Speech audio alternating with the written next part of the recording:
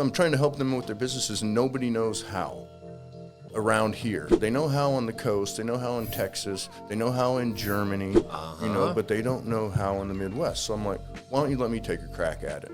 What somebody told me, when I first started was fail fast. So I just started failing, basically, and then as you fail, okay, that's not the way to do it. Okay, that's not the way to do it. You always pick something out of that failure. And then you overcome that. So then you start to build till now you have a product that people are asking you for. There we go. I've done one podcast. Yeah, online. Was it there? Oh, it was online. Yeah, it was online. They did it online, and they had it, and it was like an automation. It's called raw automation, and it was, as I enjoyed it, but it's very raw. It's just talking about engineering stuff, right? And I had not a whole lot of, I don't say high quality, Yeah. Yeah. It's just a couple of engineers that like to talk. There's probably, but they said that my episode was the best one that they had. Let's go. Yeah, we like that. Yeah, so, podcast wise, like I did not realize how much work. If you want to put in like a true podcast like this, the amount of production, the amount of pre-production, it's, especially as a one-man band, it's a lot. It is a full-time job in itself. It really is. Like, I'll be here today editing yesterday's and then probably today's I'll probably be here till 6, 7, 8. how do you drive value out of this? Advertising? No. So the back end is all video editing services. So with this is all part of my, hey, we'll record this. This is all part of the sales process, right? So my cold calling isn't cold calling to get people to want to do video services for social media. My cold calling is getting people onto the podcast. This becomes part of the sales process. We get to have a really great one-to-one. I get to learn a lot about what you and your team is doing, what your goals are, what you haven't been able to do yet, and I can ask questions, qualifying questions. Have you guys touched $1 million yet? Like, that's a goal that I want to do, and so I get to ask these questions, and then afterwards I'll take it, break it down into 5, 10, 11, 12 clips of the person for social media, and that'll be the free lead magnet. And with that lead magnet comes an offer letter. That offer letter, very simple. It's a one-pager. I only have one offer. It's $1,200 a month. It's weekly content, anywhere from 7 to 10 videos per week, and then me coming out and capturing content for an 8-hour period of time. Oh, man, I hope that I could pay you that someday. That would make me very happy. You know what I mean? And I think I would do well in that world. Yes. If I learned, because I see the people that do what I do and speak on social media about it, they aren't particularly good. Yeah. Like engineers, and especially around manufacturing, are not particularly skilled at explaining that or, driving excitement around manufacturing as in some of other industries, Yeah. So. And it helps when you have someone there, like, who doesn't know, and I can sit there and I can ask you questions about what you're doing while you're working and showing the work, and you can explain it, like, at the same time. Because people don't necessarily want to see, like, the end result. Most of the time, they want to see how it was done. Mm-hmm. So if you, like a car detailer, if you can get in there with, like, a brush and you're scrubbing stuff down and you slow it down and you make it into, like, this really cool, intense sound focused video of ASMR, boom, you have a little clip, and that shit is what people like. Manufacturing, when they boom, boom, right? Boom, that boom, stuff. Boom. Yeah, it's really cool. Like, the people that watch that stuff, for a little bit, you could go through my phone from like 2 months in my life where I thought, oh, this is going to be cool, but I don't have the patience to do that. I'm an engineer, but it's like, this is cool. Like, I think watching this thing repeatedly doing this thing is a neat thing to look at, and people were like clicking on them a lot. And I found it very fascinating when I was in the aircraft industry, where it was like the things that we got to do, the process, the line of process from full stock to like intricate 5-axis created part. I always thought that was really cool. And then watching like a CNC machine going balls to the wall and rapid, just cutting and going insane, like, that's a lot of fun to watch. It's very, like, you can just sit there, like, it's like a fire. Mm-hmm. You just kind of stare at it and you watch it and you hear the hum of the hum or the repetitive clink clack, clink clack, clink clack, clink clack. Where it's the same sounds of that bearing, that bushing, that belt, that ejection thing. Is people like that? Yeah. Like, it's fascinating. They don't get to see it often. A lot of normal people don't work in manufacturing. That's not like, well, a lot of people do, but like, blue collar jobs, stuff of that nature, like they don't get to see how it's made. One of my favorite shows actually when I was growing up, and I think it's still on, was on the Discovery Channel, How It's Made. Are you familiar? Yeah. I could Same sit thing. there Like, and I'm watch watching that that forever. I could watch that over and over because it's how this microphone was made. I don't know all the stuff that was put in it in the process. Watching it is just amazing. I think it's so cool. Yeah. And on that note, welcome back to another episode of Networking with Nick. I'm leaving all of that in because it was awesome. We're down here at the Colony. It's a beautiful Wednesday here in Wichita. And today I have an amazing, intelligent man with me. This is Anthony George of GCE. Tony, how are you doing today, man? I'm doing great today. How are you doing, Nick? I'm doing great because I am excited to learn from you. You have some very interesting knowledge of engineering that's going on. And my first question I do want to ask, are you from here? Are you a Wichita local? I am. I grew up in Rose Hill. Okay. I left for the Navy at 18, right when I graduated high school, but I came here after the Navy and then left here and there, various engineering roles throughout the world. Oh. And then came back here 2 years ago. Last place was in Italy. Came back, finished raising my family here. My daughter's in college now. My oldest son's a junior in high school, freshman at Cali, so he's pulling double duty there. And then my youngest son, Hunter, is a sophomore in high school. Man, so you got three of them. Three of them. And they go back out to school in Rose Hill, so they're going to graduate the same high school that I graduated from, despite being raised partially in Italy, partially in Virginia, partially in Texas, partially in Kansas. So that's great. So they got to travel with you through that a lot of the experience bouncing around. Yeah, they did. How'd they like that?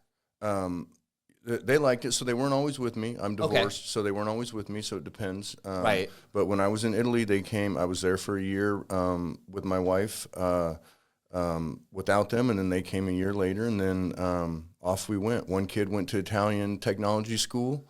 And what the heck? Yeah, and one went to American high school, one went to American middle school. So we tried to live the Italian life the best that we could. I was working for the United States government at the time, so I had options to go on military bases for schooling. And my high school daughter didn't want to attend Italian schools, because she had made friends over the summer, on the base. And then, but my youngest son.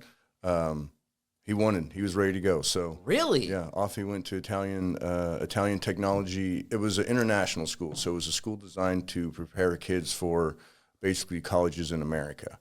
And I think that's a big thing that happens everywhere. Like China does that. A lot of Europe does that. They prep their kids to get ready to come to American colleges for the education, and then they either go back or they stay. Is that like a heavy culture over there, like really trying to get their kids to go to America to learn? Oh, man, the culture's quite different there, for sure. I will say what's different is public and private schools there. Private schools are the lower end and public schools are the higher end. Huh? Because as a young age, you are actually identified as having certain skills in certain areas and pushed more into those areas. Right. So if you score low, or what I would consider low, like in science and technology, you would be pushed more towards like hospitality or something, or if you scored high in hospitality. But so you want to get into the best public schools that you can. So you want your kids to score high. But if they don't score high, they don't get into good public school, then they go to a bad public school. And then the option is to go to a private school.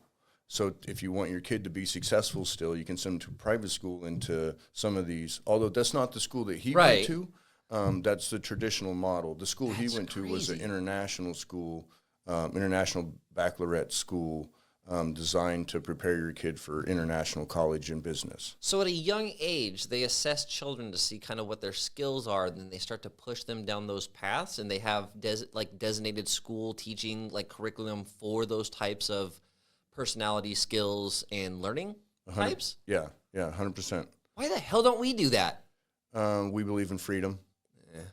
We do. I mean, if your kid doesn't score well in the 8th grade on technology, he or she or them or whatever is destined to whatever is assigned by the state, essentially. I mean, you have some options at that point, but you're eliminated from some options at that point. So they're not going to become a doctor.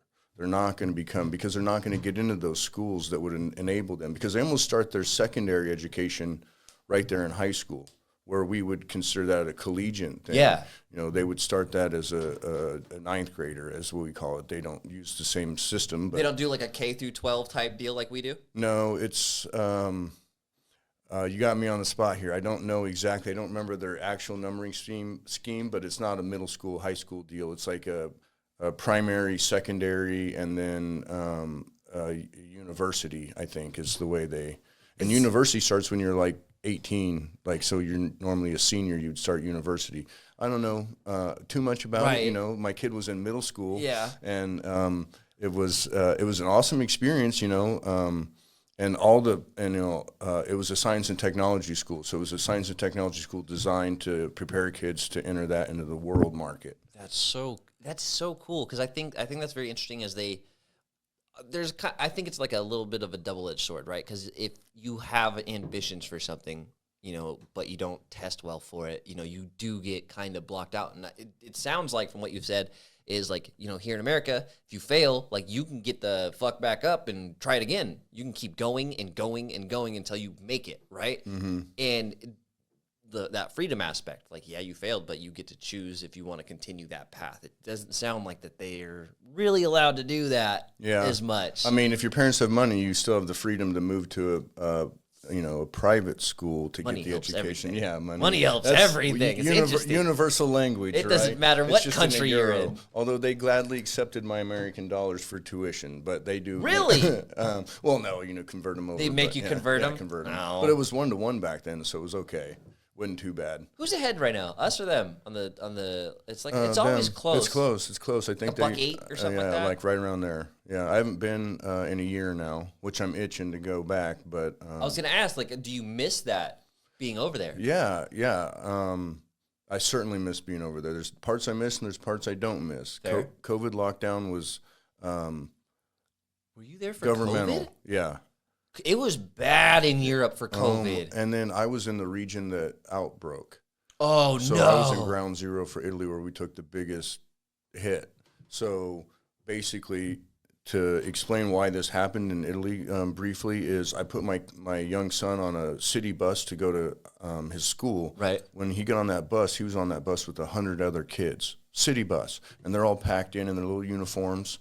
They go to school. Right. They get out of school, they come home, and they go live in multi-generational family homes. I was going to ask about that. And then they kiss each other to greet each other. Traditional things. They share meals. They sit together. They're very close culturally. Yeah. So, and their population is really old or older, and they smoke, but they are really healthy in a lot of other ways. But as we learned about COVID, that the smoking, being older, and then the transmission of, the of germs, the way they did it, it hit them real hard because we didn't know how to treat COVID back then. And so the region I lived in took heavy loss of life during that time, Lombardy region. I lived in the Veneto region, but Lombardy's right next to it, so it's like states. Kansas, Oklahoma type deal. I remember Italy was on the news a lot because of their death toll. Like, they got beat up pretty bad during that. I was losing neighbors and stuff, yeah. Whoa. Yeah. It was quite a bit of different experience than we had in America, because I was actually activated by the military during that time for a cyber mission. Really? Yeah. So I had to leave my family actually in Italy during that time. But I came back because we couldn't get out. I could barely get out. Like, I had to go to the airport with all this forms and stuff filled out. Like, hey, I'm an actual, I have to leave. I have to government leave. stuff. Even when I went to work, I had to carry these papers and stuff, and there was literally police roadblocks and that kind of stuff. That's scary. I had a 100-meter limit around my home. That was after I was allowed to leave my home.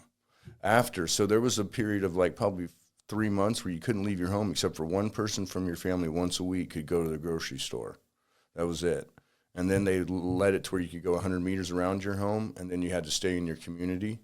And then they started to open up from there. But it took years. Yeah. Years. I remember I was working in American Italy at the same time, so I was going back and forth, and it was drastically different how both places treated me like I had, whatever. Patient zero. Yeah, patient zero came in from Italy, and patient zero came in from America. So I was quarantined actually probably more than anybody that I knew. Every time I flew, which was once a month, I was quarantined for 2 weeks. Oh, dude, that would drive me nuts. Yeah.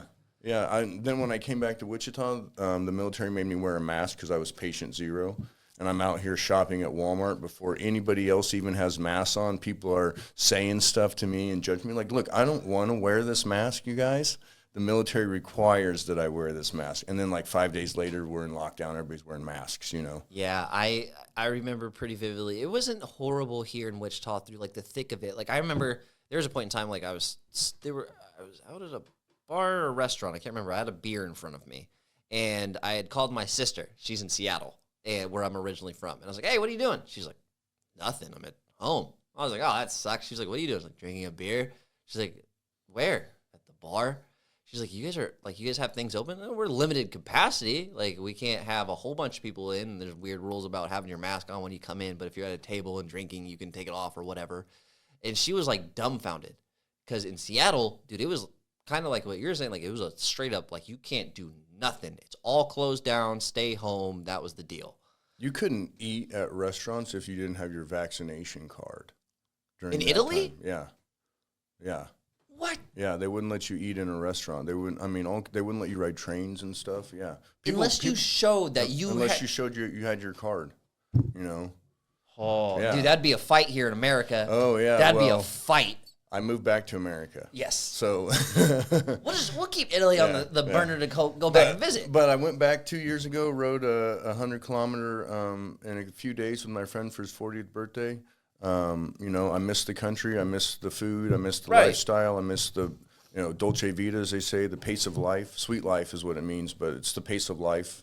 You know, if you want your plumber to do something quick, it's not going to happen because he's enjoying his life, smoking his cigarettes and drinking his coffee.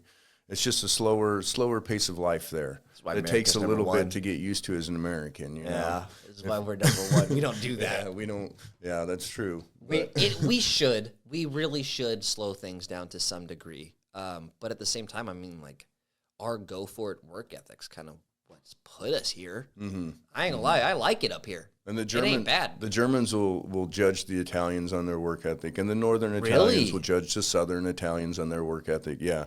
Germans work hard. Germans are some tough sons of guns. The German train is on time every time. The Italian train comes around the same time that's supposed to be there. You know, it's just the difference in the cultures. It is so crazy because they're so close compared to, like, say, you know, from here to Seattle. You know, like that's almost all of Europe from like half of America all the way to the West Coast. And they're so close. It's weird to see them like fight those cultural differences. Yeah, because they should be all relatively similar, to some degree. They believe strongly in a lot of like close community. So there is quite a bit of variation between the regions still in that. You know, even if you go down to Sicily won't build a bridge into Italy because they don't want to lose their Sicilian culture anymore, and the bridge will cause them to lose some of that culture and be mixed in. Because you remember Italy.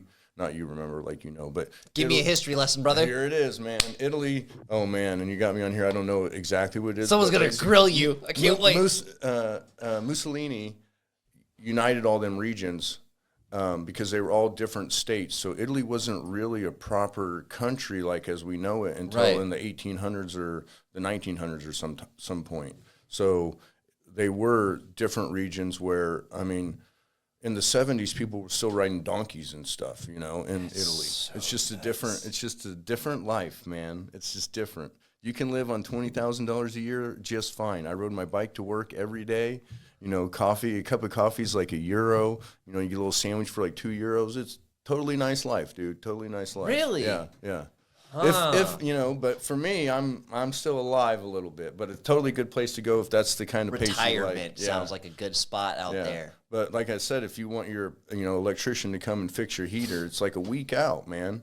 And he comes over and it's like, I could have done that in like 4 hours, man. It took you 2 days to get all the parts together and everything. It's just they're not driven in quite the same way that as we as Americans have become used to. You know. What was the work you were doing over there? Because being an engineer, what were you working on over there? And we'll kind of get into that. I'm curious. So I was working for the State Department on a contract that basically did data operations for the continent of Africa. So any system that went in and out of Africa needed to connect back into data structures in Italy and then ultimately America. So, anytime something went down in Africa, engineering-wise, I checked it out and did all the cybersecurity and the engineering related to that.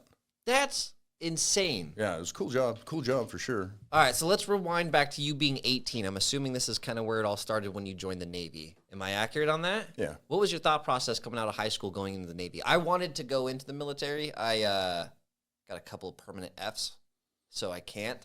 I got into a lot of trouble when I was a kid. And I tried. I wanted to go to Army's officer candidate training. And I had a buddy who was doing that. They said they wouldn't take me, so I was like, all right, well, shoot those dreams down. So I've always liked the idea of going into the military. What was your thought process behind it? Well, I always thought I wanted to join the military because I saw this movie with Charlie Sheen called Navy SEALs. Yeah. It sounds real silly now when I think back on it, but I thought Good it was movie. the I know coolest it. deal. I was a kid, and you want to be a football player, you want to be whatever. I saw that movie. I'm like, I want to be a Navy SEAL. You're 10, 12 years old, and then you start doing that, and then when it comes 18, I went and did it. I got recruited to play college football at some decent schools and stuff, but I needed a little more structure than college was going to provide. I was a young, wild child, for sure. So I went ahead and joined the Navy right out of high school, and then to be a Navy SEAL. So off to boot camp I went. Oh, shit. Yeah, went to boot camp, tested real well on some tests, and they made me a cryptologist. So What? a cryptologist, cryptologist maintenance. So a person that works on machines that encode and decode information and sends them over wireless or sometimes wired links. So some code breaking kind of stuff. Yeah, I worked with code breakers, but I maintained their equipment or built their equipment and the antennas and the radios and all the stuff that went with that. So That's the crazy. technical side of cryptology. So we had linguists, we had people that did Morse code, we had people that operated the machines, and I was the one that made sure everything ran. Oh, we need an antenna here, and so I got assigned to an aircraft carrier waiting to go to SEAL training. So I was stationed on the Enterprise for... The Enterprise, right on. Yeah. So Dude. I got the Enterprise right out. I was in boot camp for September 11th. Really? Yeah. They locked down real hard in September 11th, not in boot camp. Right. Similar to Italian lockdown, but not, you're in boot camp. So lockdown, they say, you go through all this stuff, and then off to tech school I went, and then went straight to the fleet. And then waiting for my class for SEAL training. So it took me 2 attempts to get in because my first scores weren't quite high enough to get accepted in. But did a deployment on the Enterprise overseas. So, in the Middle East. So I was in the Middle East for that. I'm sitting across from a Navy SEAL. No. No? The story goes on, man. Damn, I'm not even in this story. All I'm not right, even keep in going, there brother. yet. Keep going. All right. So I cut my finger off, so that pushed me back a little bit. So I'm still missing the end of it right here. Okay. So I had to heal a little bit while I was on that deployment. I got it stuck in a machine. And then I eventually went to Navy SEAL training. I got in, and then during Hell Week, I tore my hip flexor pretty bad. So I got medically rolled, so I couldn't continue on. And then I was attached to a SEAL team in the time that I healed, so I had a year to heal and try to return to training. In that time, I got married and I had a daughter, and then I had another son on the way. I got accepted in SEAL training. I know, a year, right? I already had a daughter on the way. A lot can happen in a year. I already had a daughter on the way. I just didn't find out till the daughter being on the way until after I got hurt in Navy SEAL training. So went back to Virginia, got that girl, married her, brought her out to California, and then went back to SEAL training essentially a year and a half later, healthy, ready to go. But, your heart changes in that amount of time when you have a family. Yeah. And so once I had made it farther than I had made it before and had kind of proven myself, and they made it bad enough that it sucks that you're ready to quit, because it does suck. Yeah. You can watch it and you can't even feel what it feels like when you see the pictures. It's just like you haven't slept, you haven't ate, you're freezing, why are you here? You ask yourself all the time, this is terrible. So once I made it far enough that I felt like I had accomplished what I wanted to, I went ahead and what they call dropped on request, so DOR'd, and then returned back to the fleet. Yeah. So as a cryptologist. So then I started installing, intelligence collection systems on ships and shore commands and flying around with a team of people and wiring everything up. And climbing on the top of crazy. the towers of the ships and stuff. So That's insane. So the change of heart going through Navy SEAL training based off of the children and stuff like that, what was the point you were trying to reach? Were you just trying to get past Hell Week? I didn't know that I was trying to reach a point. I was half-hearted into it and was like, and I was so, I don't want to say skilled at that point, but I knew what to do and how to get through the training because I'd been through it before. And I was a leader that time, so I was a boat crew leader, and so I was leading a group of men through it, and I was good, and so I didn't want to leave them behind, because I knew all the tricks. I'd bury candy bars in the sand, or we'd take shortcuts, or we'd cheat, or like whatever. There's little, There's little things you can do. Give the instructors decaf coffee, whatever. You're doing all these little tricks to try to make it easier for yourself and your team. And so, I was enjoying it and I was going through it and I was a leader. But there was a certain point where you basically come home after doing that for a week, 2 weeks to your family. And what do? You sleep for 2 days straight. And what do? You get up and you go right back into training. It's just like you're trying to have a family. It's not for a family. No. That's not for a family. Like, at least for me, I mean, not against the guys that do it, but it's just my life changed. I didn't think I was going to have kids and have a family. And so once that changes, it changes your priority. Absolutely. And I had a totally decent job. I actually ended up enjoying being a cryptologist. I didn't think I was going to initially, but I enjoyed it, enjoyed working with my hands. And once you learn computers, they're okay to work on. At first, I was like, no way to computers. When you get into what I actually do now, it's funny, but... Yeah, I mean, the other day when we were at the office, I saw you have your workflow up, and it's beyond my comprehension. It's so, and I could learn it over time, having someone you sit down, and explain how it works and stuff like that, but it takes a certain kind of way of thinking to be proficient at that. Yeah. And it's not something you can train it, but it's much better if you can naturally understand and figure it out. I don't think you can train being an integrator, to be honest with you. I think it's something that is actually kind of inherent in people. Even being a nurse or something is kind of naturally inherent, that caring part. But the integrator is like the person that knows all the technologies and ties them together. You really got to have a certain knack for solving problems. Yeah. To be a really good integrator. And that's probably, of all the things I'm skilled at, is my biggest skill is solving problems. So once I learn the tools to solve the problems, I'm particularly good at solving problems. So the military forced me to learn those skills. So I just applied my problem-solving skills to, instead of, killing people and stuff, and the Navy SEALs do, I did it to building systems and spying or whatever. Spying. That's so cool. There's an interesting trend going on. I had some guests yesterday, and Katie Boston, shout out to her. She was in the Air Force, and she was an intelligence officer embedded usually with Army units and stuff like that. She's been through all of Afghanistan. That's so cool. You don't get to hear those type of experiences. Being here in American, I've went north and I've went south. You're right. I've never gone to Europe. I've never gone to the Middle East or anything like that. Being in the military, you get to go see the crazy parts of the world that no one else does. We think that everyone lives the same way we do, and that's just not true. Yeah. It's just not true at all. And I love hearing these stories. I think they're so cool. Yeah, I've seen some wild stuff, And my younger sister's actually a colonel in the Air Force too. So she's an intelligence officer that's a colonel, yeah. My younger sister is that. So. What do you have to do to become a colonel? Well, first off, what were you? What did you retire? Did you retire, or how did it end for you? Yeah, I retired from the Kansas Air National Guard as a cyber warfare operator. All right. So as the rank of E6, so staff sergeant. Tech sergeant. So I had a little bit of problems with making rank because I got a DUI a long time in my career. And it was a reservist type job.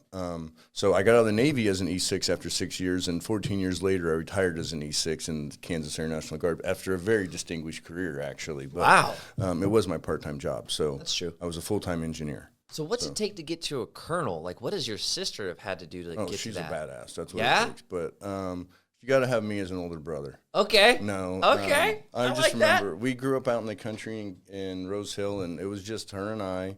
And I would kick footballs to her and run down there and just. Wow. Yeah. She went to play college soccer and do very well. I think playing college sports is a great indicator for women how well they actually do in leadership roles and success in life. If you look at that, Really? Can you elaborate on that? Because I've never heard that before. absolutely not. But Okay. it's just a statistic that I heard not too long ago that I'm repeating. So I don't know too much about the background of that, but I saw that it was something like 70% of female C staff played college sports. Wow. Or something like that. It was something that I was seeing around the women of playing college sports.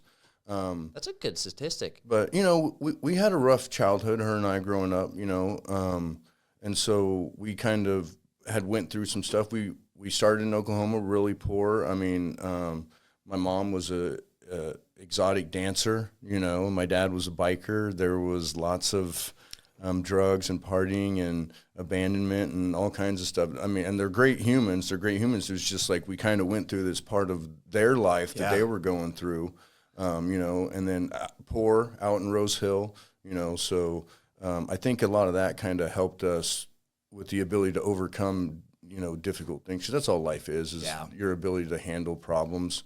The better you handle them, the better in life you do, So. Accepting that there was a problem and just releasing yourself from it. You know, like, look, yeah, that sucked. Same. My parents, drug addicts, fucking alcoholism, violence. Like, I understand. Yeah, I was in jail at 18 for 140 and a 40. And like I needed to go to the Navy, man. I'm telling you, I knew that going to college, play college football was not going to turn out the way that it's going to turn out for Amanda. I don't know if I should say her name here, That's but fine. for my sister, Right. like she was the one that kept the family kind of running and together. She's the oldest child. Yeah. I'm the oldest child, but she's the oldest child. And so I think that kind of helped her a lot. She crushes it, man. Dude, that's awesome. Yeah. That's an amazing story. 'Cause I love hearing that. And I think when you're an entrepreneur, I consider myself an entrepreneur. I'm assuming you do as well. You usually have a little bit of an skewed background to some degree. I don't know if you've noticed that, but I've noticed that like a lot of people I've talked to, like, parents were on drugs or alcohol. Like I was adopted or whatever it may be. There's always some sort of trauma. And from that trauma, I don't know what it is or why it is, but we all come out of it and go, you know what? I want to be my own boss for some reason. And I don't know where that stems from. They just like trauma to continue to be poured on them as an entrepreneur. And that is 100% correct, man. This is not trauma-free. I don't like stability. I'm going to go out here and be an entrepreneur. So that's 100% accurate. Yeah. It's hard. I think you're just built to handle what comes at you a little better. So I get bored in the day-to-day. If I have a regular day-to-day job with a lot of things, I need something. I played rugby for years, got very good at rugby. I needed something to add some difficulty to my life, And once rugby ended, it was great to pour that energy right into, building a company. Man. So when did you start your company? When did you decide that you were going to start your company and do your own thing? Oh, honestly, probably like 2 years ago, but it goes back farther than that. Hit me with it. So before I went to Italy, I was an engineer for Raytheon here in town. And then, I was a very lead engineer for the mission out in Kansas. I was doing very well for myself. And then my best friend, Matt, was a industrial automation electrician for Young Electric. And we're playing rugby all season long, and our friend Paul owned a business and said, hey, can you guys build control panels? So basically boxes that run machines. Right. And Matt's like, yeah, I know how. And he's like, can you program PLCs? And I said, no, but I went and I took some classes at WATC. And I was like, yeah, I can program these. He would give us business on the off season, and we would go in my garage and drink beers, and we'd test everybody. We'd test anybody that I've sold panels to. We'd test after that, but we'd build these panels and then make great money on the side. But he was a stay-at-home dad. His wife's a doctor, and I was working my engineering job, so it was just a side hustle. Right. I took a job in Italy, and he went back to work as a professor of robotics at WSU Tech. Wow. I came back from Italy. And, he's super smart. He's got a math degree. He's a brilliant guy. Great programmer. I have a degree in computer programming. He does not, and he's a better programmer than I am. Damn. Yeah. So we started that. We're doing great. I came back, and I'm like, I kind of came back short notice from Italy. I got divorced. I had 3 kids. It was difficult, and lockdowns and all that stuff. So I'm like, oh, we're going back, kids. So we go back, and I'm like, it's time for me to start a company. I like this. I want to do this. I want So what I wanted to do, because my last mission was based around, I have cyber background. Right. So I wanted to do industrial cybersecurity. So I walked around Wichita basically with the business that sells industrial cybersecurity. So I would go to look at manufacturers that needed industrial cybersecurity. Well, this town, so that was the initial business, George Kaufman Electric, and that's kind of what we did.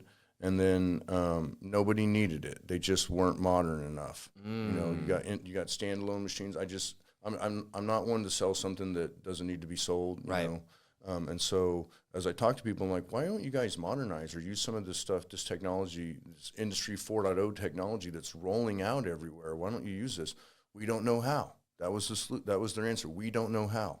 And so I was like, okay. So I started looking for people that did this for them. These are my friends that own these businesses, or people that I've become friends with. So I'm trying to help them with their businesses, and nobody knows how around here. They know how on the coast, they know how in Texas, they know how in Germany, you know, but they don't know how in the Midwest. So I'm like, why don't you let me take a crack at it? So one of my businesses that ran, one of my friends that ran a business, Blend Tech, they make spices and stuff, let me set up this machine on a line. I started counting what was coming out of there and catching some analytics and stuff, putting it in some databases.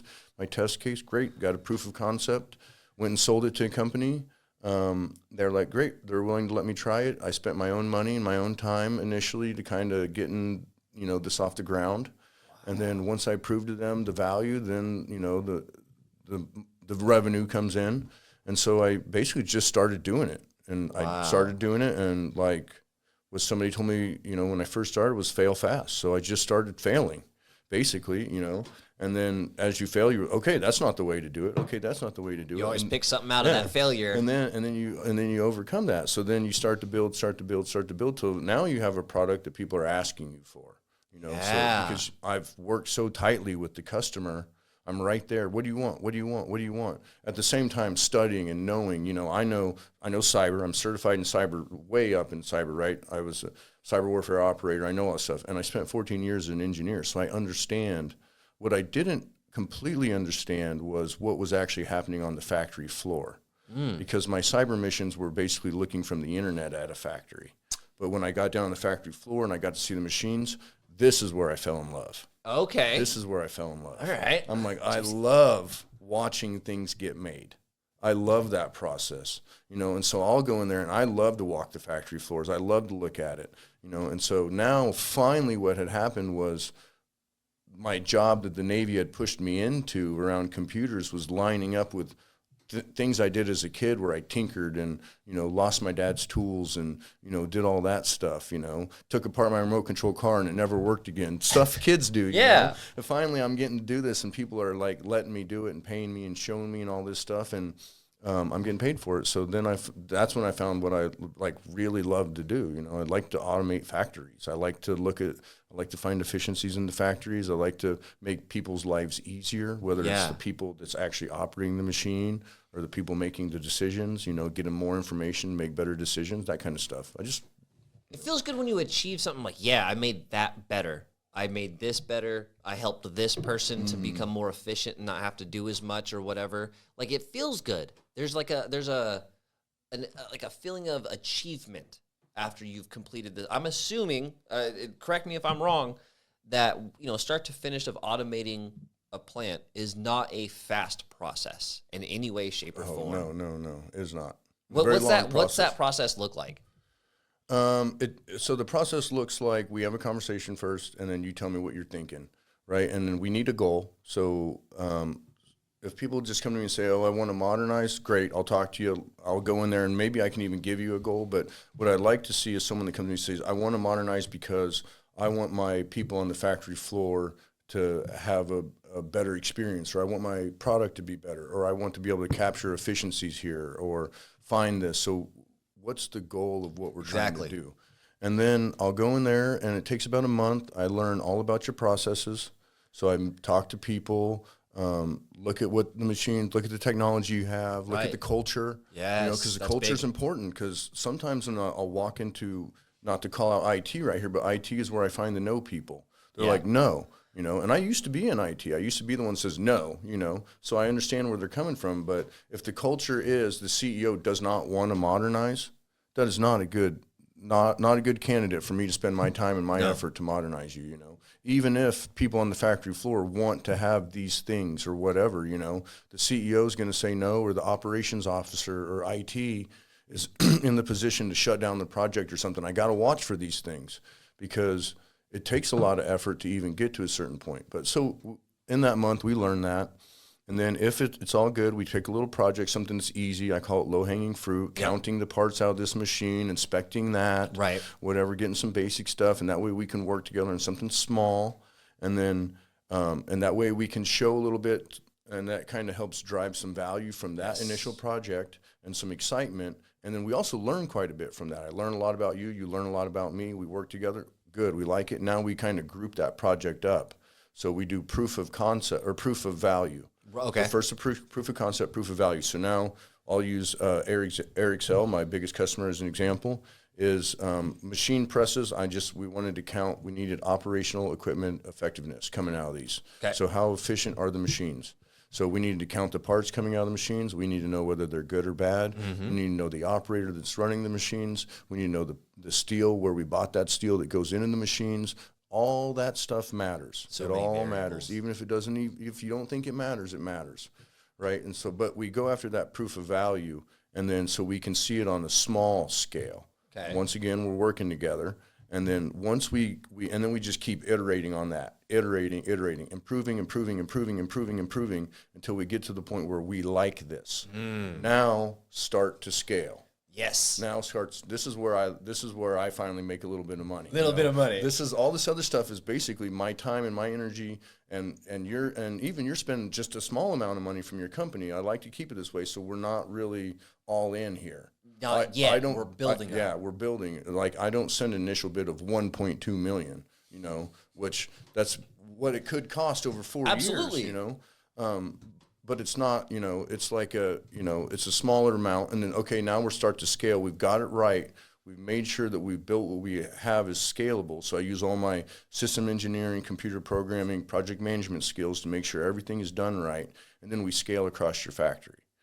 So then once we scale, then, there'll be additional problems of we need to expand databases. We need to reskill in certain areas, like the IT might need to upskill, or, we might move skills or whatever. But I'm working with the people in your organization. What tools do they already know? Do you have a programmer on staff? If you have, maybe, bringing them on or whatever. It's like, what resources do you have? Because the idea is that once you get modern, some integrators have this go deep and stay long mentality where they just embed in your manufacturing facility that you can't separate from them. Oh, yeah. And I don't necessarily want that. There's lots of people that need this kind of work around here. So what I would prefer to do is train your staff, train your people, and get you to that point. Have proper configuration management. Mm-hmm. And I'm still there. Probably I'm going to go to some sort of software as a service or service as a service or something type model where, you have this robot that's down. You don't have a robot person, but I got one on staff. I'll send him or her over, or you want analytics. I run the analytics off site because you don't have a data scientist or a data analyst on site or cybersecurity people on site. So we run some of it in the cloud, built it all the right way. And then, we work together over long term. So that I basically become your consultant as you go through this. So the money that you're spending is not necessarily spending on consulting. You can actually go and spend it on the actual project and the modernization and drive some of that in-house. And you need to have the skills in-house. Yes. Otherwise, it's going to cost you too much. It's an arm and a leg. Yeah. It's not going to be efficient. It's going to be a failure. It's going to be a failure if you don't take on some of this in-house. And the crazy thing is the people that can do this in-house are like the cheapest people you can get. Go out and get yourself a college student. Oh, yeah. They know how to use tablets, man. They know, 65-year-old guy. It's not your man. It's not your guy. He's the guy clicking on the emails you shouldn't click on. Get rid of that guy. Yes. Find another place for that guy. Find another place in retirement for him. That's 100% true. You look at the younger generation coming up. If you want that skill, start going to get them young right now, because the workforce is hard enough as it is. get them while they're still in college, make that relationship, give them paid internships or whatever, start building that relationship, nurture that talent, and get that bad boy in there. Because like you were saying, like if you're paying an outside company or a vendor or a consulting firm constantly to come out and still do the things that they implemented, like putting in the processes and making things more efficient, like it's gonna be an arm and a leg, like you said. It's just gonna cost them too much to make it not worthy. Like it doesn't make sense on a dollar standpoint. Yeah, that's damn. So there has to be a lot of relationship building during this process with you, plant manager, owner, CEO, IT, like a lot of people inside of that manufacturing, and you have to make this relationship over time and get them to tell you the information you need, right? Yeah, absolutely. Like in IT, so the company that I'm working with right now is IT. So I got to go and meet with their IT department. They're giving the people that need the signatures problems on certain parts. I think they just need some explanation of what's going on, But stepping in there, and so IT's first thing will shut it down for cyber, which is nice because I can lay out all my credentials and say, like, okay, what do you got, man? Like, you got your associate's degree, like that's cool, But let me tell you how this is being done. You don't want to hurt your company. IT is going from compliance and regulation, meaning making sure that we're secure, like that's just their job, making sure we're secure, making sure we're compliant, doing all those things. That's the IT thing. For one, you can, push that off onto Amazon Web Services or something like that. You can push some of that risk off somewhere else.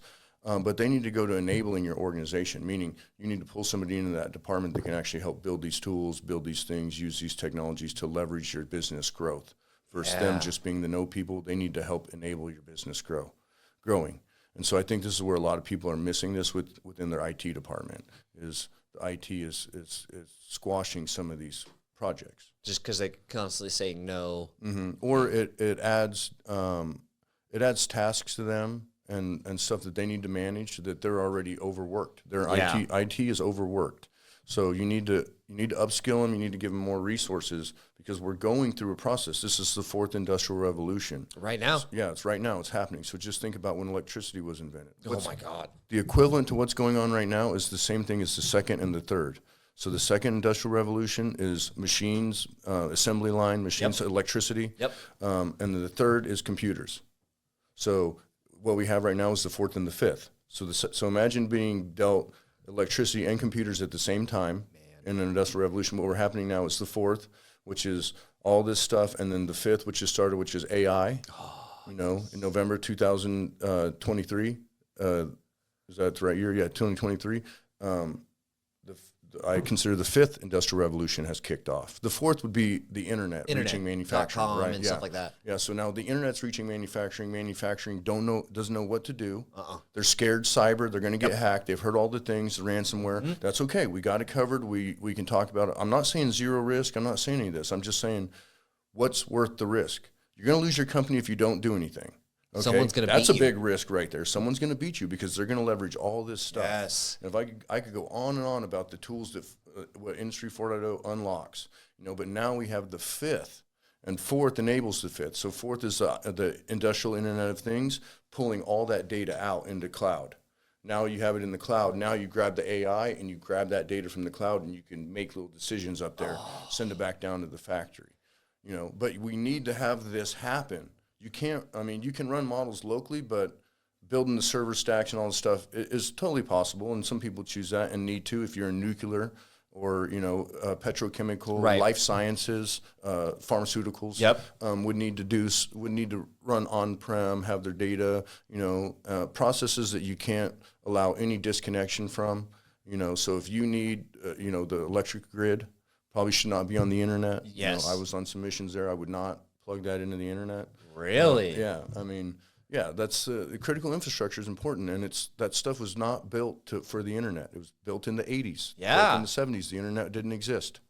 So it's not ready. There's no password security. There's no encryption. There's no, bit checking. There's none of that. you know, in a lot of these older systems. So it's just important that it's imperative that you keep them offline. But you can overlay systems on them in certain ways and do it in certain ways still. Upgrades, improvements on certain things. And do it in right ways, firewalls and stuff, you know. And if it's just data you're talking about, that's one thing. But if you're talking about you can actually grab a robot arm and swing it around wildly in a manufacturing facility, we're going to protect that in a completely different way than a clock on the wall that displays time or something. Yeah, you know? absolutely. So just identifying, and this is what is important about being on the ground, is going in there and seeing, okay, we can take a little risk here, you know, appropriate risk. I'm not, you know, I always say, what's your appetite for risk? You know, so if your appetite is 0, you know, then you need to unplug that and put it in the safe and bury it in the ground. Yes. You know, everybody's taking a little bit of risk by just operating. Now, you're going to take more risk connecting to the cloud. That's inherent. But I believe that the benefits you get and the mitigations to those risks are plentiful now. Yes. And the benefits you get are plentiful, that you need to be taking those steps, or is my belief that you're going to lose your manufacturing company by either acquisition or going out of business. Because right now I'm starting to do scheduling with AI, meaning you, like a food manufacturer that I work for, if you need to make, so basically they have these giant blenders and they need to be cleaned out between certain batches of food. Let's say allergen, non-allergen. Right. So you would never run an allergen before a non-allergen or whatever if it's flipped. But, okay, so now they have a very skilled person at that organization that says, okay, I'm making pancake mix, then gravy mix, then Jim's fish batter, then, like, and all these things work because you don't need to clean out between them. Right, this one's got, but then all of a sudden you run something with cumin in it. Okay, now clean out, right? So you put that at the very end, you know, and then maybe cumin, or whatever it is, you know.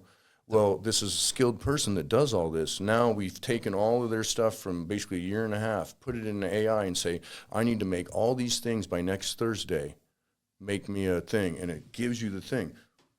They're going to crush their competition. They're going to crush them. Because they don't have to do that downtime And to no stop downtime. and clean out those big blenders. They're able to just boom, boom, boom, boom, boom. They're operating 5 hours a week extra on those blenders right now by just simply giving me the data, normalizing it, contextualizing it, putting it in the cloud, crunching it up, and pushing them back to schedule. And this is the order of operations in which you need to cook all of these meals to have them done by X. And, you know, dude. I need 40,000 widgets coming out of this line by next Thursday. Great. Run Bob overtime machine 6. Damn, that's that simple? Yeah. I mean, if you put in rates of labor rates for the people too, standard rates for the machines, you know, parts, what they run, some parts, you know, run faster on some machines than other machines. It's all there. But the first step is you got to get that data. These guys don't even have the data. They have it on paper. They're doing paper. They're still doing paper. So first we got to get them digitized. So that's kind of the first step is educating them, but then getting them digital so that I have some digital stuff to work. So I'm not flipping through these guys' notes. I can't, is that a 7 or a 1, man? I don't know, you know, like, and so once you get it digital, which then I try to get it even farther away from humans, because even when humans are their most accurate, are only like 45% accurate. Right, when they're counting these things. Right. You know? And so we try to get it to where now what I'm doing is pointing a camera at it. That made a part, that made a part, that made a bad part, that made a part, that made a part, that made a part, you know. And so now we're saying, okay, that made a bad part. Why? You can look at, the type of steel we're using. Oh, I didn't think this would matter, but the type of steel from where it comes from matters from producer to producer. So now the steel comes in, it's like, okay, when we buy it from this steel company, we actually get a lower rate, but it's 25% less. Great, let's run. That's still a human decision being made. Yes. You know, but what you're doing is you're giving the human much more information. So those humans that make your best decisions are the most valuable in your organization now. Those are the ones you hold on to because what you're doing is basically giving them more decisions and better information. So that's what we're going after. That's cool. Yeah. I love that. This is so nerdy. I fuck with this so much, man. It's my life, love man. this stuff. And this is why people don't talk to me in bars. That's fine. I could sit here and do this for hours. I like this stuff, you know, because I have a background of 5.5 years, 5 years. We'll go 5 years of CNC 3, 4, and 5 axis lathe machining. I was getting pretty good with G code and learning G code and being able to edit right there on the spot. Started getting really good with CATIA V6 using that. I really like Inventor. Inventor's like the go-to when I like. I'm unaware. No? Yeah. Inventor's, it's part of Autodesk. Okay. In them, Inventor's a great 3D building space, dude. Yeah. It's amazing. And I really liked the technical things of that. I just never really wanted to do it as a job. Yeah. It was never really a job. Like, I got paid well to be a machinist, but it's sometimes 10, 12-hour days, early in the morning, 4 a.m. sometime. And it's tedious. It can be tedious, part after part, same thing, over and over and over again. I wasn't given too many problems to solve, and I think that was the thing that what got me into part design, because you have to now take this thing, what's its form, fit, function, what does it need to do, how is it going to, like, how can you fix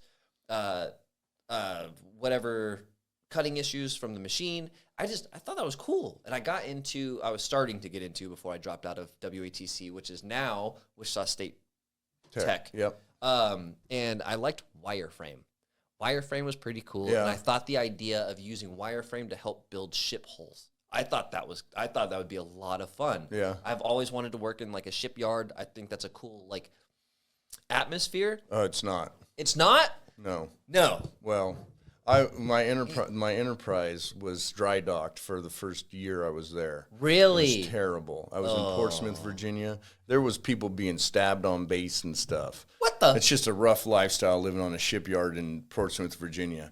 And then you're just needle gunning all day on ship metal, cleaning asbestos off stuff. Maybe I'm happy I never got that far. Yeah. Shipbuilding, man, is it's hot. It's hard. The ship's hard to move around. It's big. Yeah, it's huge. Look at the newest aircraft carrier. I can't remember the name of it. The big one that just got built and sent over to the Middle East just recently. Great. I don't know. What is the new one? The Gerald Ford? The Gerald R. Ford, I think. And it's like it got rid of the old school catapult where now it's the magnetic catapults and stuff. That is, how do you start to build something like that? You know what I mean? It's a thought in somebody's head, man. You look at this giant ship and you go, humans built this. This is really cool. Like, I don't know. I think people take building things for granted.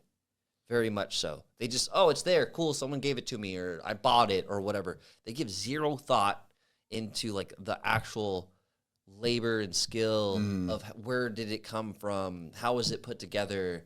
And I don't know. I just find that shit fascinating. You know, the Enterprise had 8 nuclear reactors on board, 8 small ones. This is the first ship of its class. And The Nimitz, correct? Nimitz class? It's Enterprise class. Enterprise class. Yeah. Okay. Then they switched to 2 reactors on every other ship afterwards. That ship is fast. The Enterprise is fast. It can move, huh? One reactor went bad in like the 90s or something. They just filled it with concrete, and they didn't need it anymore. It's like powered the city of Charleston, like after hurricanes and stuff, like shore power, like you reverse power and you can power the city. I mean, it's a beast. From man. the aircraft carrier? Yeah, from the aircraft carrier. It's got berthing for, 5,000 people live on it. Right. So, and probably it could handle more. It could handle. It's just massive, man. It's just a city. massive. It's a floating, moving city airport. It took me like 7 minutes to commute to work on the ship. I literally had a 1,000 foot and 3 deck commute. Oh my God. Yeah. My office was all the way at Frame K, which is over the overhang of the ship, right below the cats. So the cats would hit the water brakes and be like, boom. I'd have to buy new monitors or get new monitors and stuff all the time for my office. No. Yeah, I had big headphones on all the time. It was hot and everything because I was young. It's called seaman in the Navy. So I was a young cryptologist in there. I had my own office, but it wasn't climate controlled or anything. It was like the worst office that they could find. It's a grunt office. Get in there, do the things you're supposed to do. Do the maintenance in there. Do you miss that life? Yeah. Yeah. Interesting. Why? It's simple. I miss, my days now are not simple anymore. Sometimes it's nice to just like have a job and do a job. Hey, I need this done. All right. Like you're on the aircraft carrier, you're just kind of hanging out with your friends. It's 12 hours on, 12 hours off. So, you just go to work and You work, and you're always working. I mean, it wasn't like there was 12 hours off, because if something broke, they called me. I was the only guy to fix it, you know. So, but if nothing was broken, you're at the 12 hours on the day. You're just kind of doing maintenance or whatever, you know, pull ups, like go down to the gym, go to the, you know. So you're just kind of. This isn't everybody's experience. Right. This like, is there just are guys, your experience, just brother. mine. The 12 on, 12 off guys that are working on the flight line and stuff. I would not do that. The flight line, you wouldn't work up on top? Not in the Middle East on a flight deck. On a flight deck, it's probably 135 degrees up there. Ooh. Probably more coming right off of the heat, you know. And then you're up there for like 12 hours a day during flight ops and stuff. Those guys were not enjoying their. Those were the guys that wouldn't come back from, you know, port calls and stuff. You know, they're like, I'm done with the Navy. So the Navy's not liking me with their recruiting right now, I'm sure. You said you'd go back. You said you'd go back. That's good enough. Choose your rate, choose your fate. That's what they say. Pick your job. Choose your rate. Huh. Choose your job. Choose your fate. So interesting. Yeah. I think that's very. Do you remember what an aircraft carrier can do? Launch, you know, an aircraft every 5 minutes, 2 minutes, 3 minutes, somewhere in there. What was like the biggest air operation that you got to see? When we were coming back from when we came back from overseas, we picked up our families in Norfolk, Virginia, or in Mayport, Florida, and we drove them back to Norfolk, Virginia. So it's called the Tiger Cruise. So the families come on board the ship and kind of hang out. Yeah. You know, and they stay. I didn't have a family there or whatever, so I was working. I actually cut my finger off with all the families on board. That's when that happened? Yeah. No. I had to walk through the ship with the bloody. It looked like a stump because I had my white T-shirt wrapped around it, was all bloody, and I had no shirt on. Someone think that you just took off your whole hand? Oh, he lost his whole hand. There's a video on YouTube of me burying it at sea. You know, we can put a link. Is that how they do? Put a link here. Yeah, we'll figure it out. You know, I wouldn't want to share that anyways. But we did a air show. So we took all of our aircraft and launched them, and we did an air show with our own, like, you know, aircraft, a private air show for the families and stuff. That's with our, cool. You know, so we had helicopters, we had, you know, planes flying around, breaking the sound barrier. We had, and then like at night they loaded up all the 50 cals because alongside the ship there's 50 cals and like, gun mounts and points gun and mounts everything. and you know, and then you load them up with tracer rounds, and then you just shoot them and look like little laser beams and everywhere. And I mean, it's a cool experience. I'm like, this is not how the Navy is, everybody, but you know, This is cool for you to it's watch. cool. It's cool. So you go up there and you watch, and there's an air show and everything. It's a private air show. It's cool.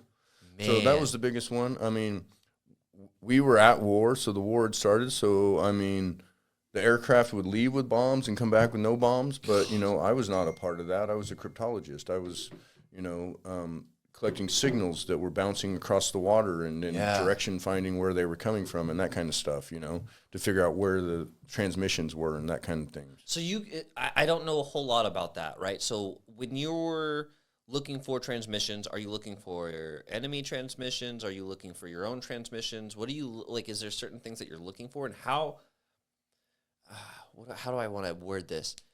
How are you able to like determine what the thing is that you find? So each let's use the Enterprise as an example. Absolutely. So the Enterprise, if I was looking at it from another ship, would have certain radars that it was using, specific to the Enterprise class aircraft carrier. So now when these radars are operating, you can say, okay, they've got these 3 radars. This is probably an aircraft carrier. But you can do a lot of things to hide that. Turn the radars off, emit different signals to hide it. So now when you're looking at a Russian boat or some other boat, or some boat, you know it's a boat, you got a radar hit, but you don't know what it is. So you now can use your boat, shoot a line of bearing on it and say, okay, it's, you know, 80 degrees off my bow. So you shoot this long line, and then you use another asset that shoots another cross line, and where they cross, that asset is. You know, there's a certain level of inaccuracy there. The more you get, the more accurate it becomes. Right. But then that's how you essentially do a direction find, a DF on that location. And then you know what the asset is by what it's transmitting. Wow. You know, the radars and stuff. So it's got its own signature. So that's essentially how it works. Okay. Now, how do you jam a radar? I've never understood how that worked, because you talk about like what is it, like the F-15 Growler is a really important like electronic warfare. It jams ground radar and things of that nature. How does that work? Just high amounts of electrical energy that match the spectrum or the frequency that's transmitting at. So you're overloading it with its own transmission. Its own stuff. Or it's really that whatever. simple? No. I won't call it simple. No, I mean, won't call it simple. Not necessarily my area of expertise. Okay, fair. Jamming radars, it would be more of collecting that, and then later on, when I was an engineer for Raytheon, I was on high altitude unmanned aircraft. So I essentially did the same thing, but the aircraft now can do its own. It doesn't need a second asset because it flies so quickly. So it can shoot the line and then shoot the line. Man. So it's high altitude manned or unmanned because it's U-2 and Global Hawk. And then I was operating here, and they were operating somewhere overseas. So they're basically someone on the ground picks up a radio and says, whatever they say, bad things to America or whatever. Whatever. And then we say, okay, the person's right here within this certain level of things, and you can fly another asset over, take a picture of them, or, figure out, let Uncle Sam do its thing and figure out where they are and who they are, because we're pretty good at that. Just pass the information on, that's. Man, that's, that sounds fun, but it, obviously you're like, it's rough life. It is a hard life, but it does sound like there's a bit of degree of like awesomeness to it. Yeah. I mean, fighting a war is a young man's game. So, as you get older, you look back at some of the stuff you did or some of the stuff that, happens in the world, and, it is what it is. But, like as a young man, what I want to do, I want to go out there and essentially be a war fighter. I have no desire to do that anymore. I don't want to go to war. I don't want to send my kids, my sons to war or my daughter to war. I don't want that. But, something about being a young man that was intriguing. Yeah. But it is a different lifestyle, It is a different lifestyle, being in the military. They've got wars all over the world right now. Yeah, I mean, I can't help but watch it all on YouTube and stuff, but it still intrigues me. Ever since Russia decided to make its move on Ukraine is when I kind of got involved into like geopolitics. I didn't really know much before then. Like I knew of the the war in Iraq and what we were doing over there for the last 20 years. I remember distinctly 9/11. I'm 34, just turned 34, so like I remember 9/11, and then I remember 9/12, the day after. Everyone was a patriot that day. You know what I mean? Mm-hmm. So I do recall all of that, and it's just, I don't know, you think of war and you think of, trench warfare, what you see right now, in Iraq, but or not Iraq, but Ukraine. But you look at us, we don't play that game. Like, I feel like we're so far advanced than anyone else. Like, it's not even a competition almost. Well, we outspend everybody by quite a bit, so that's that true. helps. We do have a lot of money, so that's kind of nice. Yeah. Sometimes, like I said earlier, money solves problems, baby. It really does. Yeah. I mean, in SEAL training, actually, one of the SEALs told me this one day, and it was one man's terrorist is another man's freedom fighter. That's very true. And that really stuck with me for a long time, because if I was, for example, in Afghanistan, your country is being occupied by a foreign actor. Absolutely. And so, you're going to, if it was flipped, I'm that guy. We're running house out here. Oh, yeah. Oh, I'm be the best insurgent ever for about a week, I think, I'm curious on what America learned from that experience of 20 years of insurgency, because it wasn't a conventional war. I think you got to win the hearts and the minds of the people. I don't think it's going to war with them. I think it is winning them over, I think that's what they either should have learned or have learned from that. I mean, so a lot of problem what happens over time is, like, if you look at even the first guerrilla warfare, when the English used to line up in lines in their red coats, right, and we would hide in the woods with Indians and snipe them. Yeah. That was terrorism. They saw that as terrorism because we weren't acting with the traditional rules of war. That makes a lot of sense. And then you look, you can use German U-boats as a great example too. Terrorism, you can't see who's attacking you. It's under the water, so that we've normalized that of guerrilla warfare. We've normalized submarines. We've normalized, the problem is chemical warfare. We didn't normalize so much, but same idea. Someone's using it. Nuclear, we don't want to normalize this. Cyber, we don't want to normalize it. That's the problem as it comes when you start to normalize these things in war, and by no means am I a military historian, strategist, or anything, Put that out there. That's fine. Yeah. My views do not represent that of the United States government. No, just our own opinions. Yeah. It's fascinating. I do find that America. I don't know why I'm really stuck on this, like you being in the military thing right now, but I find that very fascinating. After World War I, that America had the pick of its litter. We could have done whatever we wanted. We didn't.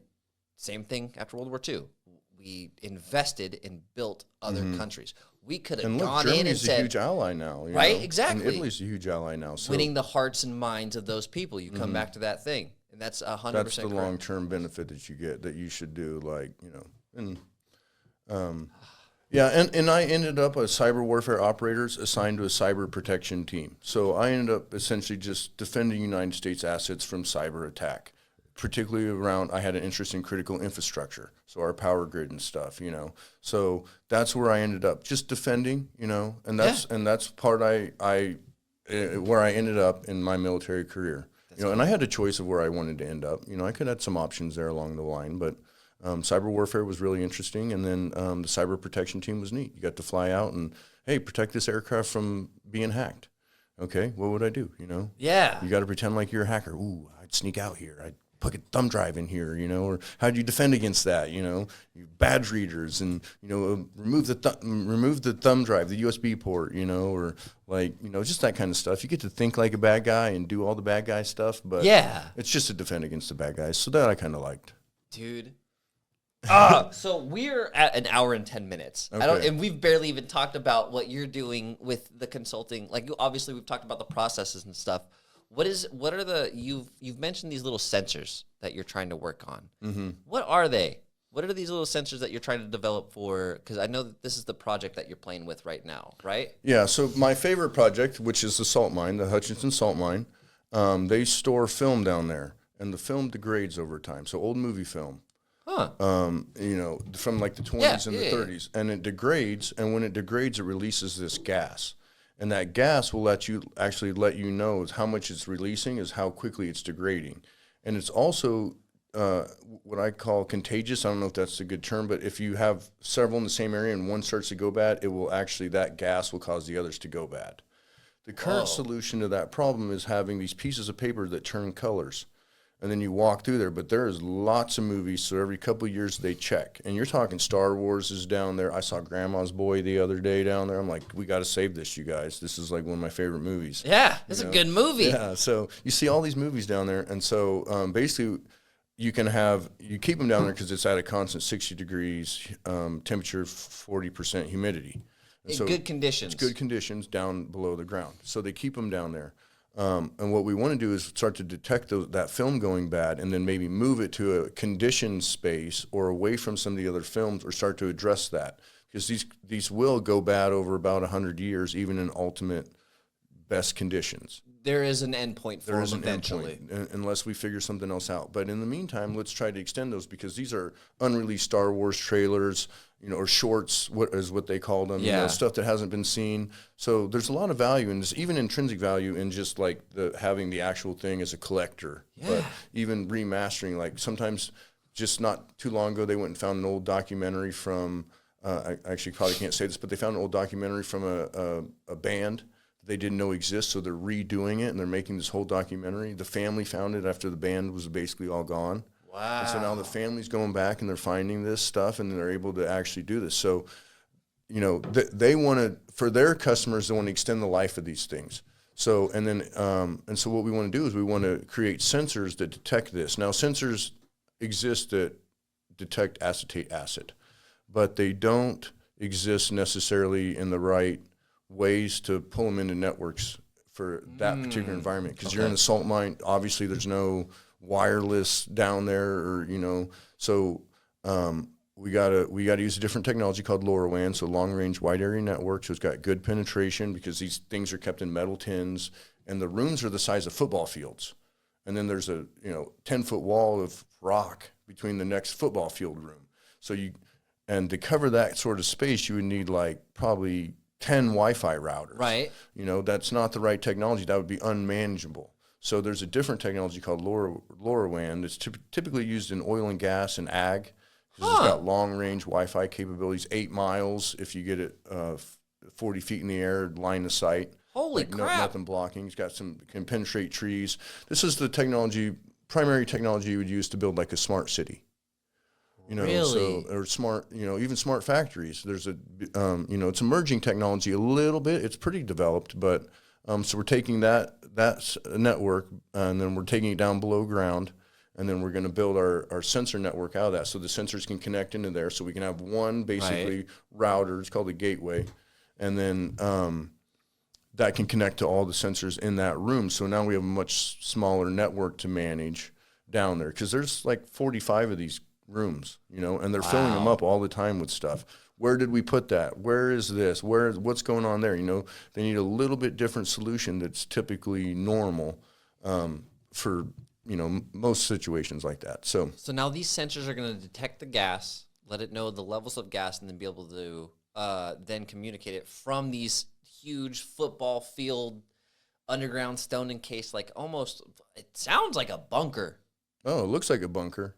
Yeah? Yeah. It's cool. And it's cool. all for film. Yeah, there's other stuff stored down there. I mean, there's old movie stuff like clothing or whatever. That's called costumes and props. All kinds. How did you get involved in this? How did you find this? Oh, man, I was at a WEBA, Wichita Independent Business Association. WEBA? Yep. Free shout out for them right there. I love WEBA. Yeah, me too, man. It's cool. I was at breakfast. I sat across from this. I found a piece of paper laying on the thing that said LoRaWAN acetate sensors. And I was like, LoRaWAN? Who in town is doing LoRaWAN? Because I built a LoRaWAN network when I was the project manager for the smart factory at WSU Tech. I built a little prototype LoRaWAN network because it's got massive uses in manufacturing. And so I was building it out. And I was like, this is crazy. I didn't expect somebody else in town to do this. Talked to the guys like, yeah, I tried it, but I don't understand the servers and the back end so much. But he understood the technology. Yeah. And I'm like, dude, I build servers. I build all this stuff. I know the infrastructure. I do architecture for smart This is factories. right in my wheelhouse, baby. You're missing me. Yes. You're missing me. Let's do this, man. So Paul Farmer's his name. He owns FamHost. And so we started talking, and his wife wants him to retire, and I'm far from retiring. So we're doing this thing. We're basically handing over the business over the next year to me. So I've acquired FamHost. And we office out of the Farm Credit Bureau building over here. Got a server room in there and everything. And so he's teaching me business and all this stuff. I'm an engineer. Yeah. So I've got to learn a little bit about business and that stuff. And so he's kind of mentoring me. And then and we're just going at the business, doing great. So he's helping me with that project. And I got plenty more like little projects going on and stuff like that. But on that one, so that's how that came across. I would love to come see that. Yeah, and it's right across from Underground Vault and Storage, which is the salt mine company. I can take you over and meet that guy, and you can look at all. He's got a crazy rock collection, man. This guy's like a geologist. He's a vice president of technology, but his hobby is geology. He's got a really nice rock collection. So if you're into that, it's in his office. No, I think right that's across. so cool. Yeah, but I'll show you around. It's cool. So the power of networking is how you found this like passion project, and I wouldn't call it a passion project, but there's passion to it. But the power of you just going to a networking event, serendipitously looking down, seeing this flyer that had this information on it, like, oh, whoa, who's doing these type of networks? And then you guys just hit it off, and that was it. Yeah, of something I've learned from business, I believe I'm self-proclaimed very good engineer, but that's by my own judgment. But I think a lot of people would agree with that. And so when I first started with business, I thought, straightforward, just have a great product, be a great engineer, and say, hey, I'm open for business, guys. I'm an engineer. And all of a sudden, I would be, wait, everybody's got to wait. There's only one of me, but it doesn't work like that. Nope. And so then I joined WEBA. And that was my first one, in the Wichita Manufacturing Association. And that's where all my customers come from, because this isn't a thing where I just blast social media and be like, hey, make your factory smart. No, this is, like you said, it's a long process of getting to know somebody. So, it's a network. And when people are going to spend potentially millions of dollars with you, or if I fail, your company has the huge possibility of failing. So it's a lot on me as well. Yeah, I didn't think about that. Yeah, and so or you could lose your job because you've made a bad decision by hiring me. Yes. And so I make sure this is not the case by the way that I do this right. I don't sell stuff that doesn't work.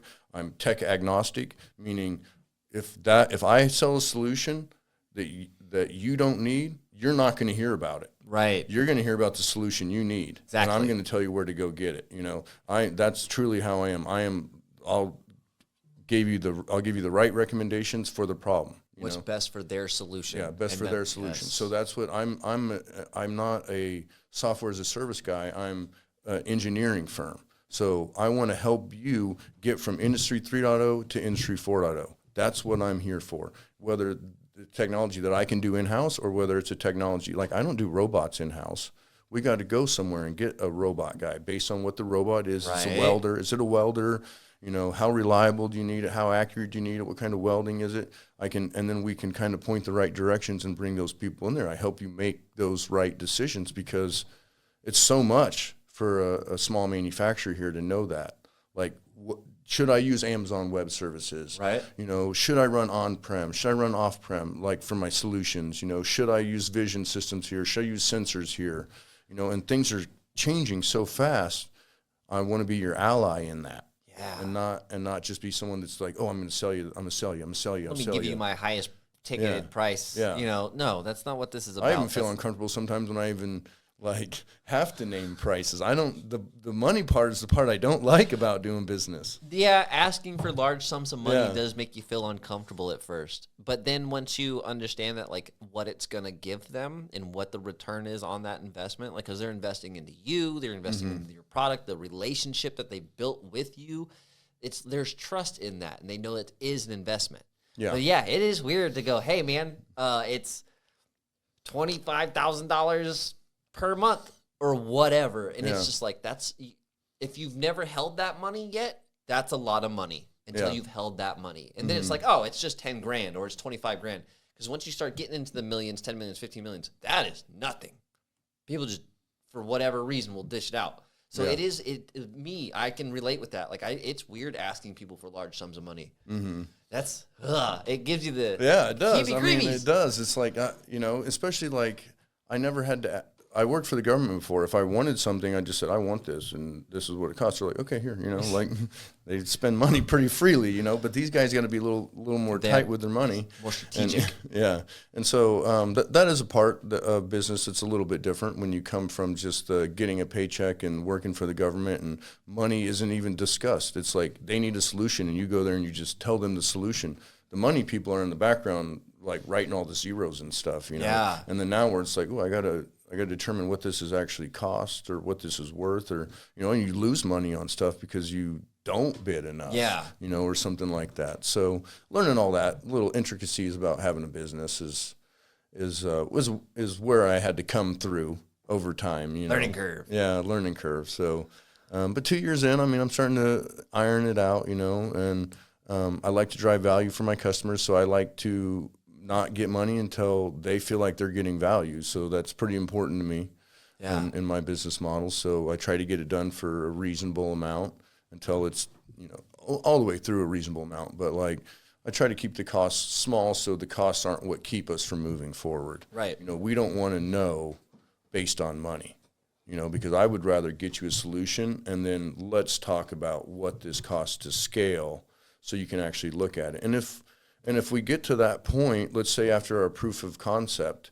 I'm like, look, this isn't the right solution. You guys need a different style of database because of the amount of data you're getting, and I don't provide this or whatever. I'll let you know. That's free to you. I'm going to give you that feedback. You'll get a report.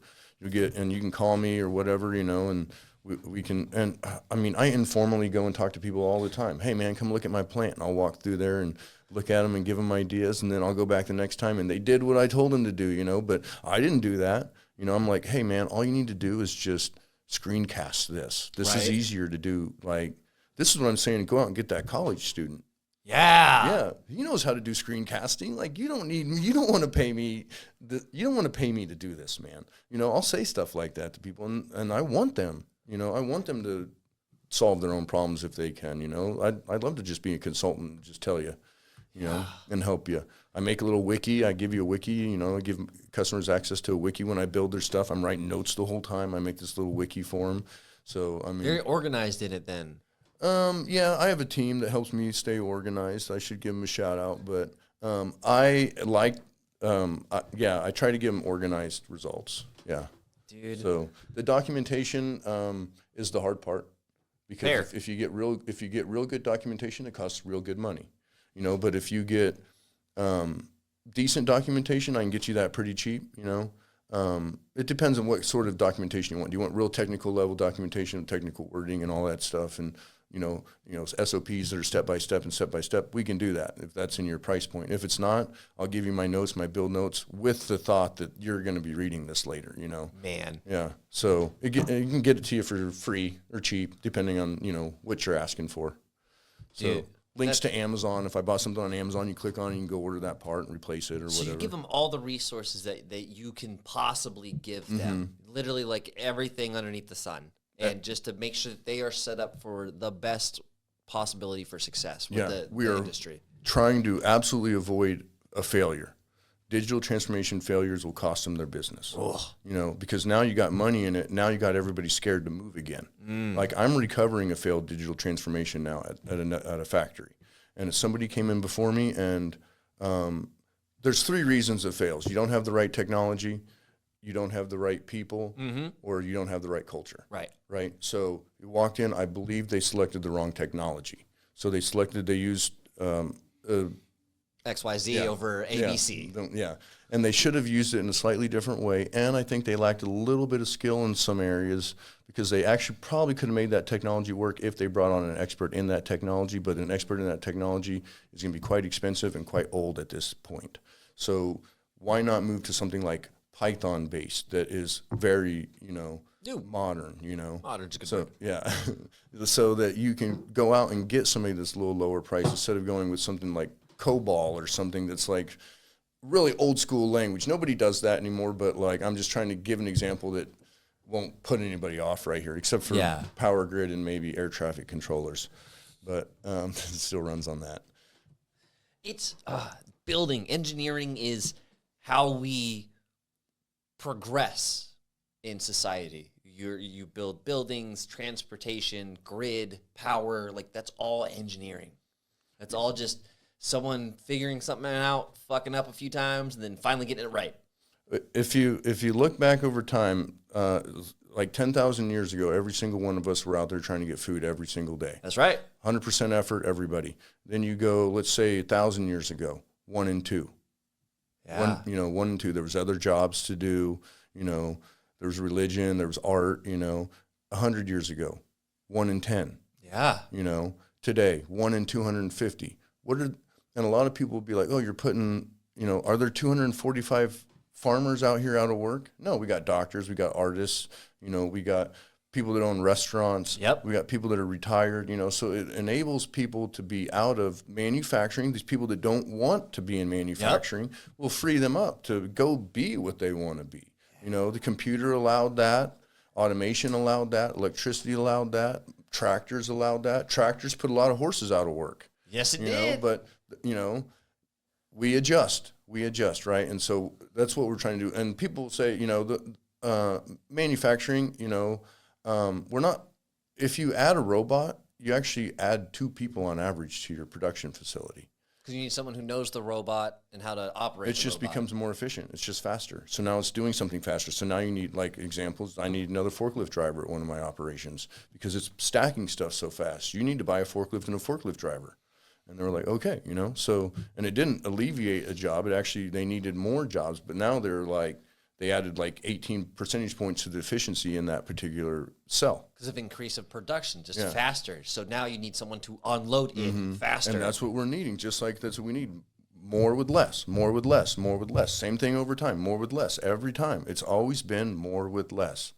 Every iteration is more with less, you know? Yeah. Everybody think, even automakers, you know, automakers used to use massive amount of people to make an automobile. You know, Tesla's way down on that list. So, and they were invented basically after the 4th Industrial Revolution. That's why they're killing it.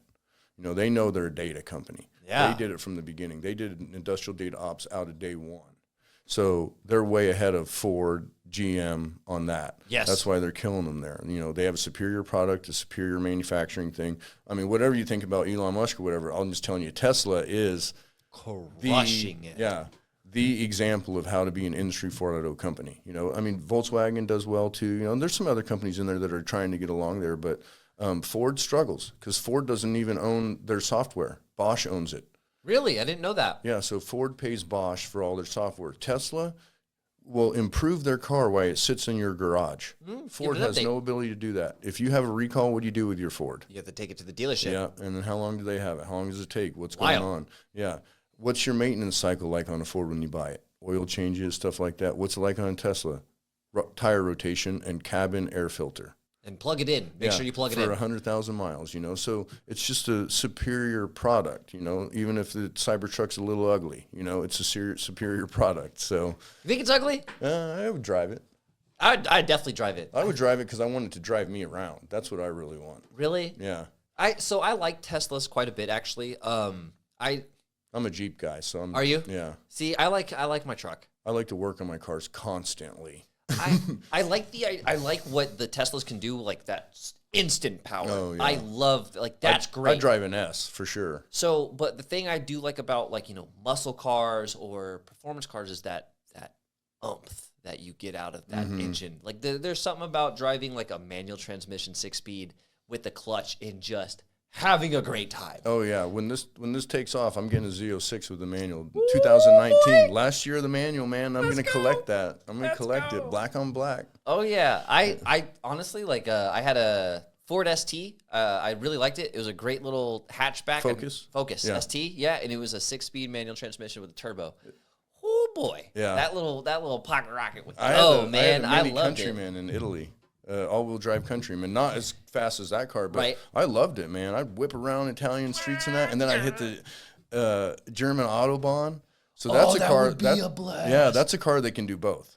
And your ST could too, yes. you know. That thing so was the little Italian streets, I could still park and stuff. I had a little town car because I liked my Mini, and Italians just beat the hell out of your car, man. Oh man, I slammed my bike in your car. Ooh, mi dispiace, you know, and drive away with smoking their cigarette with their umbrella on, you know. You ain't gonna come back here and fix this? Yeah, no, they don't care, man. They don't care. Like you drove that car, you made the choice. Oh, there'd be.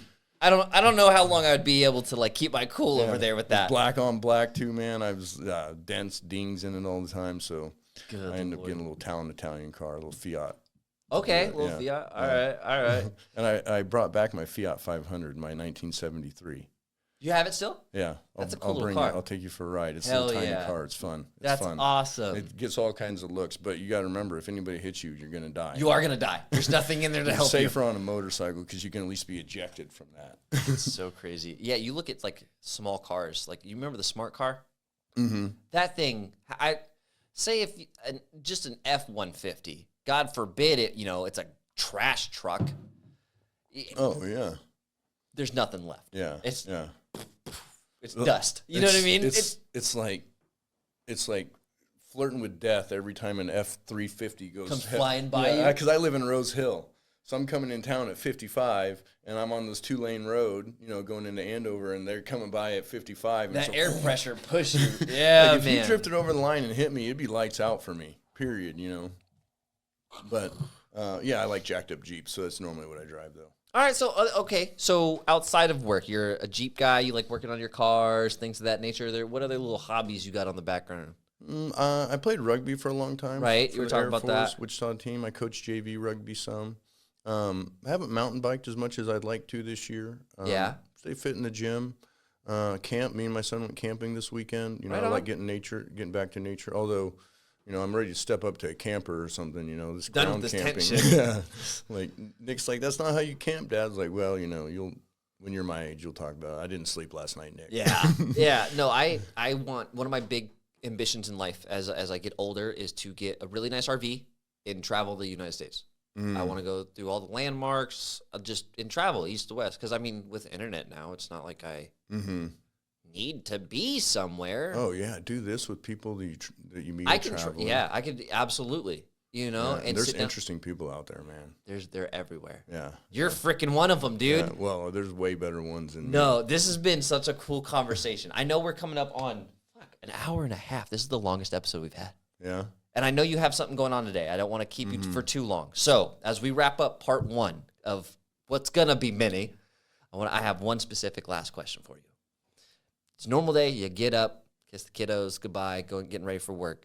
You leave the house, but today you run into 18-year-old Tony. You guys lock eyes. You're able to give him some advice. You can't tell him all the secrets. What do you tell that young man before he runs off and joins the Navy? Fail fast. Fail fast. Yeah. If you want to do something, just start.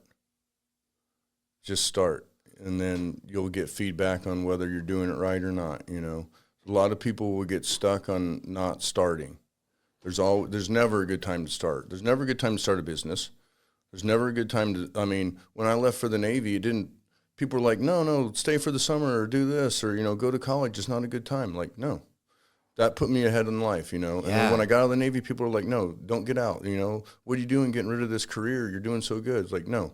You know, I wanted to go on. And then, you know, so just keep going. Don't give up. And, like, if you don't give up, you can't fail. Right. So plain and simple. Like, if you keep trying, you never fail. You'll die and you'll, you know, might not look like a success to other people, but what's really being alive is trying and going towards a goal. Yes. If you're not moving towards a goal, you're not alive. At least that's how I feel, right? Yeah. So I never could climb into that with no goal in mind. So I always have this big goal where I'm going towards. And I've never gotten there, right? Because it always changes. I want to be a pro football player. Never landed that. I want to be a pro rugby player. No, I want to be a Navy SEAL. You know, I failed at that. But that process left me to realize that, oh, no, my goal is slightly different. And then you pivot to that goal. And then, you know, you don't always fail, but, you know, you don't always hit your 10-year goal, you know. But it gives you something to point at and then at least gives you something to start moving towards and then, you know, adjust. That North Star. Yeah. That North Star is very important. So. Fuck yeah, Tony. This has been amazing, dude. Yeah. I'm so excited to see like the things that you're working on in the future. I know you're over at Grover Labs and you're doing your things there. I cannot wait to see the salt mines and all these movies that are down there. This has been probably one of my favorites so far. I could sit here and talk this nonsense for probably hours. I really could. But in the sake of time, and I want you to come back, and I don't want you to tell me everything right away. We're going to wrap this episode up of Networking with Nick with my man Tony here at GCE. And honestly, this has probably been my favorite one so far when it comes to the information and stuff that we're talking about. Other than that, get out there, shake hands, and meet people. It's so important. Goodbye. Goodbye. That's it, brother.